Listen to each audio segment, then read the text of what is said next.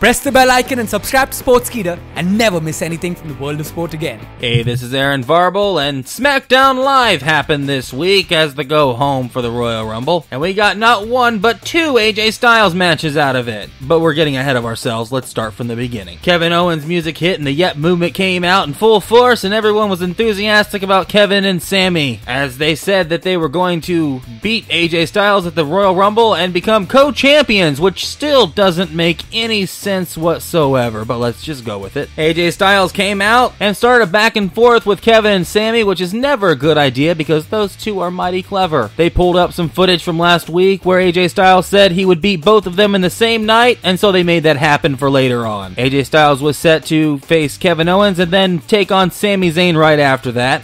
Daniel Bryan came out, and before he could book the match, AJ Styles accepted it. Backstage, Shane McMahon started talking some trash to Daniel Bryan about his leadership and his inability to do a job, which is ironic. Jey Uso and Chad Gable faced each other next to hype the SmackDown Tag Team Championship match at the Royal Rumble, which in all honesty could steal the show, being a great 2 out of 3 falls match. In the end, Chad Gable won, and it was quite an impressive endeavor. Backstage, Renee Young interviewed Shinsuke Nakamura, and Shinsuke plans on winning the Royal Rumble by putting his knee through people's faces, which seems to be an effective offense for the King of Strong Style. Then Baron Corbin showed up and got in Nakamura's face a little bit, and that resulted in a match later. Ty Dillinger cut a cell phone video backstage proclaiming that he was going to be in the Royal Rumble this year. Naomi and Liv Morgan faced off next, and Naomi ended up winning with a sunset flip after a decent little match. Most of the women from the roster came down to watch the match at ringside because the Riot Squad interests them, and everyone ended up throwing each other over the top rope after the match. And then finally, Charlotte Flair came out and cut a little promo about friendships and alliances not mattering when they're trying to face the Queen at WrestleMania. Shinsuke Nakamura and Baron Corbin had a match next, and it was actually a pretty good back and forth contest